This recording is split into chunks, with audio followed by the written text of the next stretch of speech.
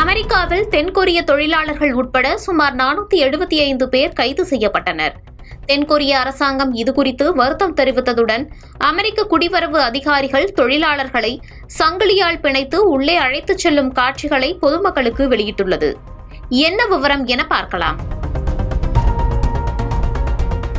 தெற்கு மாநிலமான ஜார்ஜியாவில் உள்ள ஹூண்டாய் எல்ஜி பேட்டரி தொழிற்சாலையின் கட்டுமான பகுதியை குறிவைத்து அமெரிக்க குடிவரவு அதிகாரிகள் நடத்திய சோதனையில் தென்கொரிய தொழிலாளர்கள் உட்பட சுமார் 475 பேர் கைது செய்யப்பட்டனர்.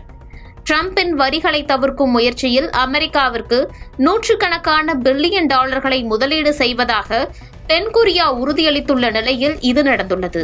அமெரிக்காவில் சட்டவிரோதமாக உள்ள வெளிநாடுகளைச் சேர்ந்த மாணவர்கள் தொழிலாளர்களுக்கு எதிராக கடும் நடவடிக்கைகள் எடுக்கப்பட்டு வருகின்றன. அதன் ஒரு பகுதியாக இது நிகழ்ந்துள்ளது. ட்ரம்ப் பதவியேற்றதற்கு பிறகு இதுவரை ஒரே இடத்தில் நடத்தப்பட்ட மிகப்பெரிய சோதனை இது என்று அமெரிக்க அதிகாரிகள் குறிப்பிடுகின்றனர். அமெரிக்க அதிகாரிகள் வெளியிட்ட காணொளிகளில் கைவிலங்குகள் போடப்பட்டு கால்களில் சங்கிலிகளுடன் தடுத்து வைக்கப்பட்டுள்ள தென்கொரிய தொழிலாளர்கள் ஒரு கைதி வண்டியில் ஏற்றப்படுவதை காட்டுகிறது. டஜன் கணக்கான ஊழியர்களையும் ஒப்பந்ததாரரால் பணியமர்த்தப்பட்டதாக நம்பும் சுமார் 250 பேரையும் தடுத்து வைத்திருந்த எல்ஜி எனர்ஜி சொல்யூஷன் நடந்து வரும் விசாரணையை மேற்கோள் காட்டி அவர்கள் எந்த விசாக்களை பயன்படுத்துகிறார்கள் என்பது குறித்த விவரங்களை வழங்க மறுத்துவிட்டது. ஆனால் தடுத்து வைக்கப்பட்டுள்ள தென்கொரிய தொழிலாளர்களில் அதிகமானோர் கட்டுமான பணிகளை நேரடியாக மேற்கொள்ள அனுமதிக்காத விசாக்களில் இருந்திருக்கலாம் என்று நிபுணர்கள் கூறுகின்றனர்.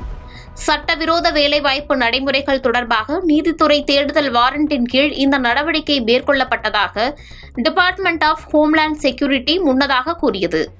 கைது செய்யப்பட்டவர்களில் பலருக்கு அந்த இடத்தில் பணிபுரிய முறையான குடியேற்ற அங்கீகாரம் இல்லை என்று சுங்க அதிகாரி ஒருவர் தெரிவித்துள்ளார்.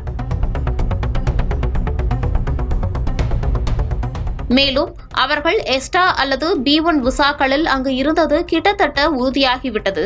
அவை பிசினஸ் மீட்டிங்ஸ்களை மட்டுமே அனுமதிக்கின்றன, கட்டுமான நடவடிக்கைகளை அனுமதிக்காது என்று அமெரிக்க உரிமம் பெற்ற வழக்கறிஞர் ஒருவர் கூறியிருக்கிறார். மேனுவல் ஒர்க்குக்கு H1B விசா தேவை. ஆனால் ட்ரம்ப் மீண்டும் பதவிக்கு வந்ததிலிருந்து அதற்கான ஒப்புதல்கள் குறைந்துவிட்டன என்றும் அவர் கூறினார்.